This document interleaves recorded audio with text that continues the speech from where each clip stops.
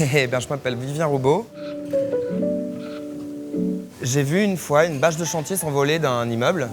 Il y avait tellement de vent que cette bâche, qui était probablement à 15 mètres de haut, s'est mise à se décrocher et à faire une trentaine de mètres dans l'espace et de manière totalement libre. Ce moment, finalement, cet instant, pour moi, était puissamment poétique et j'avais envie de le faire tenir dans un espace et donc de perpétuer cette chute de bâche pour finalement proposer aux spectateurs et à moi-même cette sensation en fait justement d'envol et presque d'accident finalement.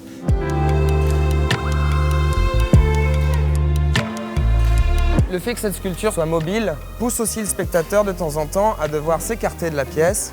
C'est-à-dire que pour une fois, c'est pas forcément le spectateur qui va tourner autour de l'objet, mais c'est vraiment la sculpture qui tourne un peu autour de nous. D'un coup, on évacue un peu l'idée assez ancienne finalement de l'objet soclé dans un musée. Ici, le socle, c'est l'air. Ici, le socle, c'est vraiment l'espace de la pièce. Et ce travail est là pour aussi sculpter l'air finalement. Donc est-ce qu'il faut regarder la bâche ou est-ce qu'il faut plutôt regarder les couches d'air qui sont entre la bâche?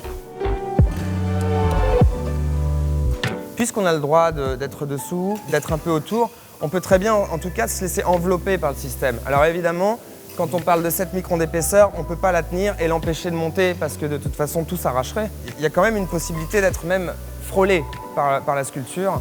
Ici, on peut se faire presque caresser finalement aussi par l'objet.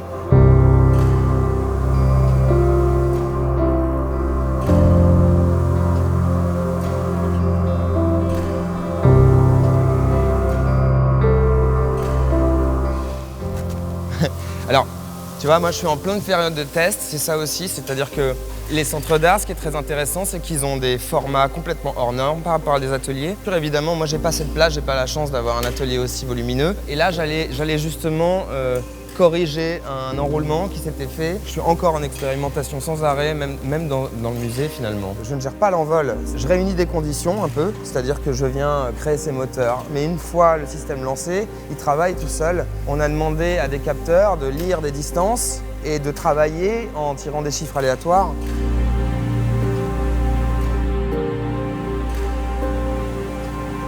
L'exposition s'appelle Scalaire. Scalaire, c'est simplement un poisson dans un aquarium. Et c'est aussi un coefficient de vecteur. C'est plus compliqué, c'est de la mathématique, mais finalement, c'est un objet aussi qui joue beaucoup avec la physique. Et c'est vrai que ces machines, en fait, sont sans arrêt en train de faire des translations qui permettent un mouvement à la sculpture.